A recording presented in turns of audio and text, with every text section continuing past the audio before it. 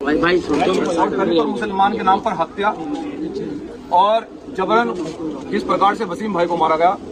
और जब बचाने वाले लोग आए तो उनके सर पे पिस्टल रखकर उनको धमकी दी गई कि वसीम को बचाने का प्रयास करोगे तो पिस्टल चला दी जाएगी। तो इससे बड़ी तानाशाही देश के अंदर कुछ नहीं हो सकती। लेकिन हम ये कहना चाहते हैं कि इस देश के अंदर संविधान है और हम लोग संविधान को मानने वाले लोग हैं। जहां मुसलमानों का खून बहेगा तो भीम आर्मी जय हिंद संगठन उसका संवैधानिक रूप से मुकाबला करेगी। अगर सरकार को यह भ्रम हो गया है कि मुसलमानों की टोपी उछाली जाएगी तो हम संविधान को मानते हैं, हम सरकार को 6 फुट खुदाना जानते हैं। इस मामले में हम ये चाहते हैं कि परिवार भी ये चाहता है, परिवार पीएम से संतुष्ट नहीं है। दोबारा से पीएम होगा और उसमें दलित और मुसलमान पीएम में अधिकारी होंगे। पीएम में क्या रिपोर्ट आएगी दोबारा से पीएम होगा, हम पीएम से संतुष्ट नहीं है। एक तरफा कार्रवाई हो रही है, मेरे परिवार के व्यक्ति को मारा और मेरे परिवार के लोगों पर मुकदमा लिख दिया। ये कैसा नहीं है? दिमाग खराब हो गया सरकार का। अगर दिमाग सरकार का खराब हो गया तो हम ठीक करना जानते हैं, लड़ेंगे मजबूती।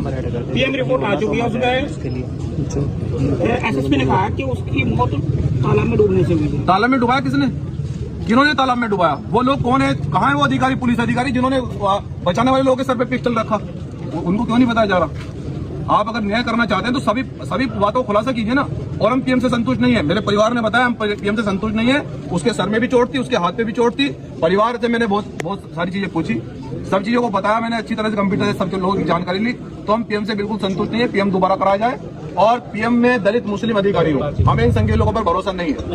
एक मिनट, भाजपा नेताओं ने प्रेस कॉन्फ्रेंस की, उन्होंने उन पुलिस वालों को सम्मानित करने की बात की। क्या भाजपा नेताओं को दलित और मुसलमानों को न्याय देगी भाजपा? आप उनसे उम्मीद कर रहे हैं? आप हत्यारों से और दुश्मनों से उम्मीद कर रहे हैं? तो भाजपा ही तो हमारे दलित और मुसलमानों को मरवाने वाली और लड़ाने वाली पार्टी है। ये पार्टी ऐसी है कि जिन्होंने SC/ST को खत्म कर दिया, जिन्होंने आरक्षण को खत्म कर दिया, जो दलित और मुसलमान के नाम पर जाति देख के हमें मारा जा रहा है, ये लोग न्याय देंगे? ये लोग तो केवल अपराध के अलावा हमारे ऊपर कुछ नहीं कर रहे हैं। लेकिन हम लोगों ने सरकार में बनाने में बड़ी महत्वपूर्ण भूमिका अदा की है।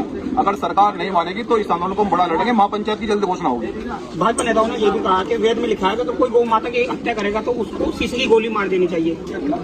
देखिए, वेद में क्या लिखा है, हम लोग ये वेद में भरोसा नहीं करते हैं। हम तो संविधान को मानते हैं, जिससे देखिए हम लोग जो ना एक वैज्ञानिक चीजों पर भरोसा करते हैं। ये जो मनवादी है ना, झाड़ फूक, इन पर भरोसा नहीं करते। सीधी सी बात है, हम लोग संविधान को मानते हैं, संविधान को पढ़ते हैं, देश संविधान से चल रहा है और संविधान में जो चीजें लिखी हैं उसको लागू होना चाहिए, उसको मानते हैं। इसके अलावा हम कोई चीजें जो है ना ज्यादा इनपे भरोसा नहीं करते, ना इनसे कोई मतलब रखते हैं। तो जो पोस्टमार्टम रिपोर्ट है इस पर विश्वास नहीं करते? बिल्कुल विश्वास नहीं है। उसका पीएम दोबारा होगा और पीएम दोबारा कराया जाएगा। और रुड़की के सोहलपुर गाड़ा गांव, जहां पिछले दिनों एक 22 वर्षीय युवक वसीम उर्फ मोनू का शव तालाब से निकाला था और पुलिस का उसमें कहना था जिसको गोमांस के साथ पकड़ा था, जिसकी वजह से वो जान बचाकर तालाब में कूद गया और जिससे उसकी मौत हो गई।